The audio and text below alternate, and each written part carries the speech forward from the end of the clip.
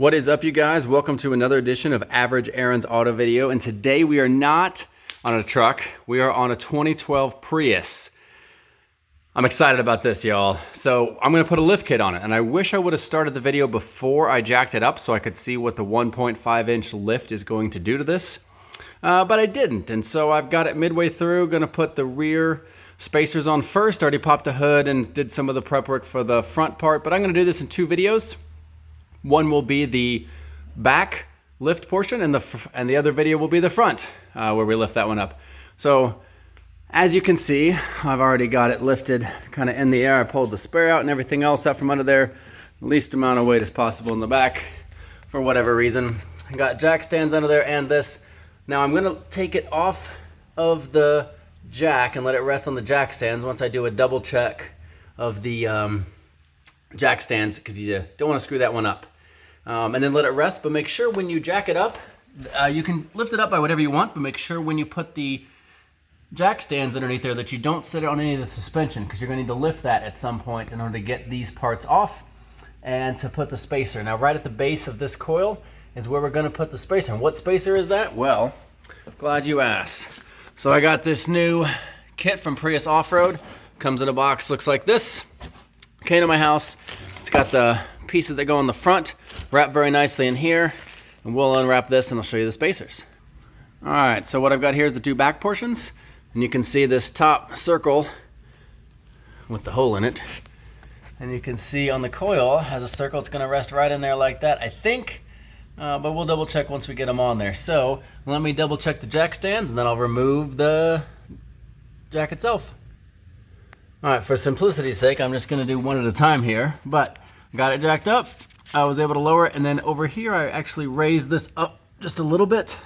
Sorry, I moved the camera there. Jacked it up just a tiny bit, and then now I'm gonna remove this 17mm bolt here at the bottom, and then once I do that, we will press down on this component here to pull the spring out. It's got two rubber isolators, one at the bottom, one at the top. Make sure you keep those in the same orientation. I'll show you what that looks like in just a second. All right, I got the bolt out. That's what it looks like. If it's really rusted on there for you guys, maybe spray something to help loosen it up a little bit. And now I'm gonna drop the jack and try to get the coil out. All right, so we got it off, but that was a two-person job. One person to push down here, and the other one to get this out. Now, you don't wanna lose the orientation of the coil as you pull it out. And then what I'm gonna do, I'm gonna take the spacer, set it right down in there like that, and then set the coil on top. All right, so we got the spacer seated in the axle pocket, right underneath there, as you can see, and we are gonna have to compress this bad boy in here. So it's a lot of work. Recommend having a friend to help you do this portion of it. All right, so for us, the reason that was so hard is because we didn't undo this side, where the shock was holding up the suspension and making it hard for us to compress it. So now you can basically pull it out with one hand. So I recommend removing both of the bolts that hold the suspension to the shocks, make your life a lot easier. All right, let's install these coils with the spacers. All right, so we got coils in, got the shock hooked back in with a 17mm bolt on this side, got the wheels back on, everything looks good across the board. So now I'm gonna lower it and then show you what the front to back difference looks like, because the back is lower and the front is not, and I'll do that with a different video. All right, I wanted to come back at the end here and show you guys what it looks like after it's all back together. And so I will note that when I first put it on, it was massive. Like, it sat up way higher than this, but you got to give it just a little bit of time to settle. Well, I went and took it on a short drive, and it already has come back down like 3/4 of an inch to the 1.5 inch.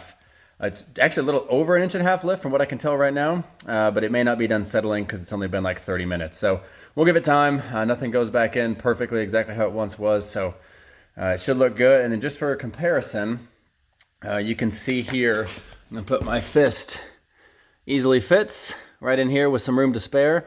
Now if I travel up to the front of the car here, I can't even get my fist in there. So we'll tackle the front part in another video, but for now, I hope that video helped you guys. If you liked it, be sure to hit that like and subscribe button down below, and I'll bring more content your way as I am able to do various projects, and hope this helps you guys. Have a great day. Bye.